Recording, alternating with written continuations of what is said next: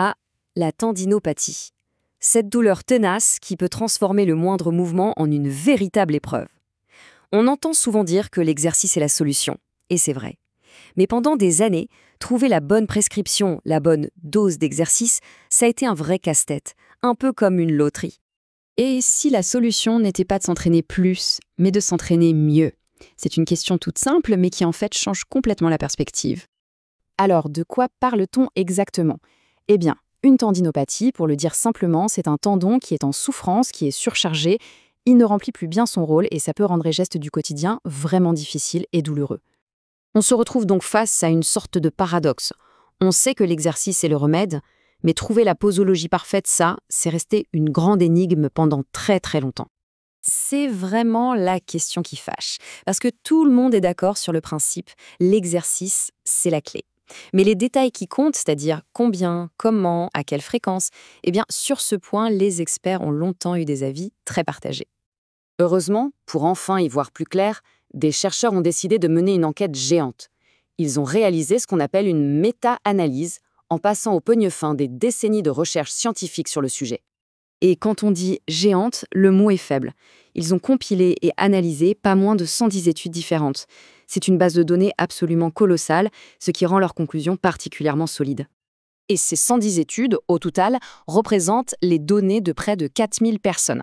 On n'est donc pas en train de parler de quelques cas isolés, mais bien d'une analyse à très très grande échelle.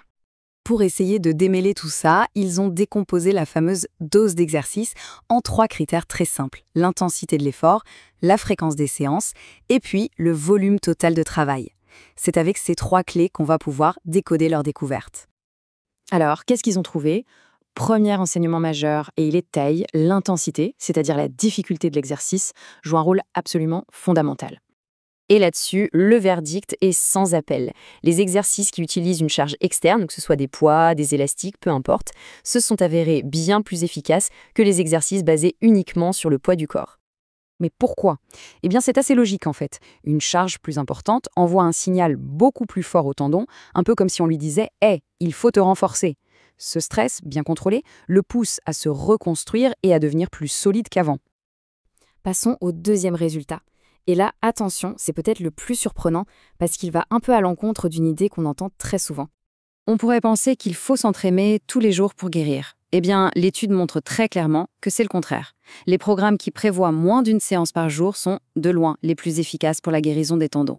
La clé ici, le mot d'ordre, c'est la récupération. Solliciter un tendon tous les jours, ou même plusieurs fois par jour, ça l'empêche tout simplement de cicatriser. C'est en lui laissant du temps entre les séances que le processus de renforcement peut vraiment se mettre en place. Bon, alors concrètement, qu'est-ce qu'on retient de tout ça? Si on rassemble toutes les pièces du puzzle, à quoi ressemble la prescription la plus efficace? Voici le résumé en quelques points. Pour l'intensité, il faut oser mettre de la charge, c'est ce qui fonctionne le mieux. Pour la fréquence, à l'inverse, il faut savoir lever le pied. Moins c'est fréquent, mieux c'est. Et enfin, pour le volume, c'est-à-dire le nombre de séries et de répétitions, eh bien là, les preuves manquent encore pour avoir une réponse définitive. Donc ce qu'il faut vraiment garder en tête, c'est assez simple. Premièrement, priorité à l'intensité, en ajoutant les charges. Deuxièmement, le repos est tout aussi crucial que l'effort, il faut espacer les séances. Et troisièmement, il ne faut pas forcément se focaliser sur le nombre exact de répétitions, ça semble être un facteur moins critique. Cette analyse est donc une avancée majeure, c'est certain. Mais ce qui est aussi très intéressant, c'est que les chercheurs eux-mêmes nous rappellent que la science est toujours en évolution. Ils soulignent que l'un des plus grands défis a été le manque de précision dans la description de l'intensité dans les études précédentes.